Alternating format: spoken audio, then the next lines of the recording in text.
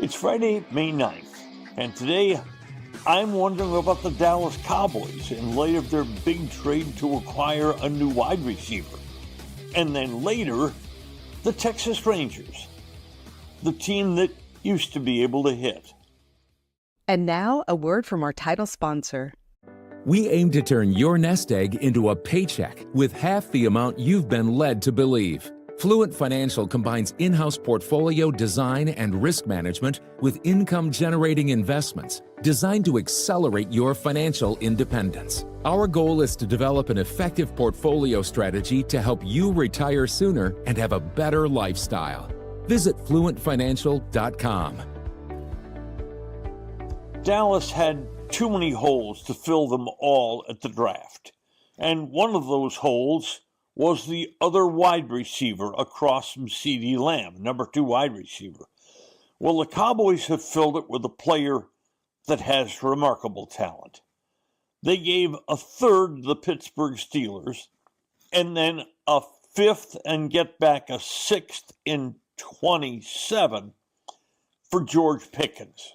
Oh boy, does he fill a need here. Pickens has only 1 year left in his contract.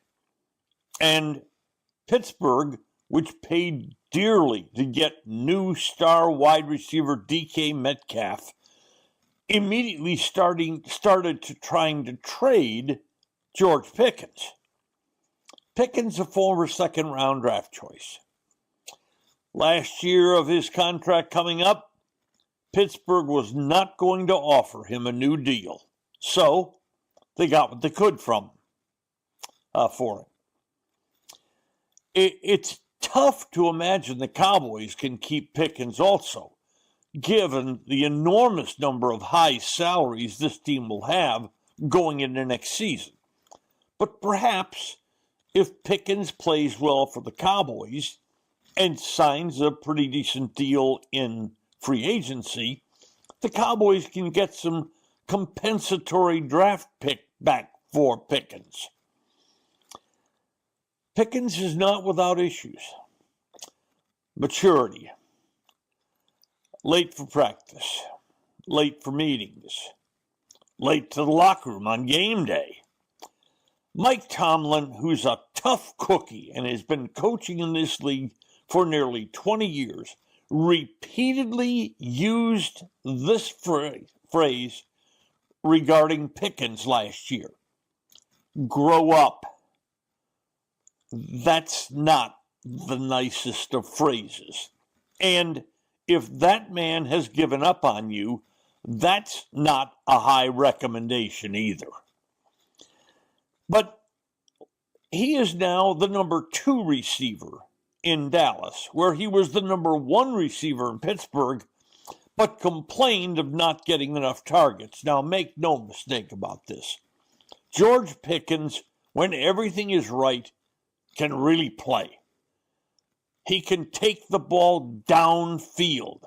Lamb, who loves the short to intermediate routes, Pickens can hopefully stretch the field so that there'll be less traffic for Lamb working the middle. And hopefully, Pickens can hit some big plays. And let's be honest, the quality of quarterbacks in Pittsburgh the last few years has been terrible. And may still be terrible, even if Aaron Rodgers signs there. This makes the Cowboys yet a bit more Dak-friendly. They get Pickens. The number 1 pick in the draft was a starting guard, Tyler Booker. They later drafted another offensive lineman and 2 running backs. The Cowboys have forever been trying to find somebody to play across from CeeDee Lamb.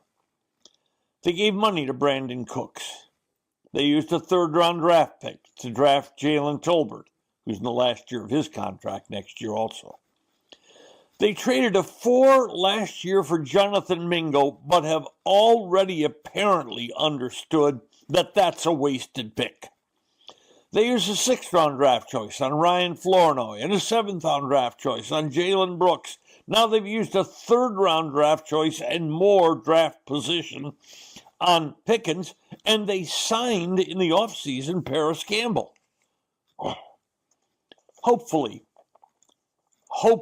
the thinking is that Pickens will arrive here, understand that his market value in the next offseason depends on him flying straight, being a good teammate, recognizing team rules, etc. Does this elevate the Cowboys much? Well, the first over and unders of this year came out before the Pickens trade. Over and under is Vegas sets a number on projected wins for each team. And you can then, if you wish, bet over the number or under the number. For example, last year, Dallas, coming off 3 straight 12-win seasons, their over and under for the season was 10 wins. Some places it was 9.5. As you know, they won 7. So, if you bet the under on the Cowboys season, you won. Before the Pickens trade, the Cowboys over and under for this year was, 7.5. What will it be after the Pickens trade? I'm going to guess it'll move up to 8. I guess some places might move it to 8.5, but I would guess it would move to 8. Finally, we're marching toward mid-May, and there are no smoke signals from the chimney at the Star indicating that a deal has been reached between the Cowboys and Micah Parsons. This isn't yet into the epic delays of CeeDee Lamb or Dak Prescott in their contract negotiation. But even Parsons now is saying he wants to avoid a camp holdout. It's 75 days till camp starts. Next, the toothless Texas Rangers. For more than 3 decades, Bob's Steak and Chop House has remained an icon of DFW restaurants. Why? Well, maybe it's because of Bob. He's fanatical about cleanliness and friendliness, and his food, oh my Lord, his food. If you've been there, you know about it. If you haven't been there, you should know about it. The original Bob welcomes you at either of his 2 locations, Bob's on Lemon Avenue or the sparkling new Bob's at Craig Ranch, McKinney. Are you struggling to cook healthy meals that actually taste good? Not sure what seasonings go together to make your food pop? Well, let's be honest. You need something quick and easy for your busy schedule, and OPA, O-P-A, OPA has you covered. Introducing OPA seasonings. Mary just loves them on meat, fish, chicken, veggies, salads. Just sprinkle, enjoy, and you will love OPA. You get it easily. You go to the website, opafoods.com, O-P-A foods.com. Use the promo NORM, and you get 10% off your order. And here's the best part. A portion of every purchase goes to the Austin Streets Shelter for the Homeless, helping those in need while you enjoy great food. Delicious meals, a great cause, and savings. What's not to love? Try OPA today. It is emergency time for the Texas Rangers offense. The starting pitching, has been especially good. The bullpen's had some rocky minutes the last week or 2. But the offense on this team, it sucks. Plain and simple, it sucks.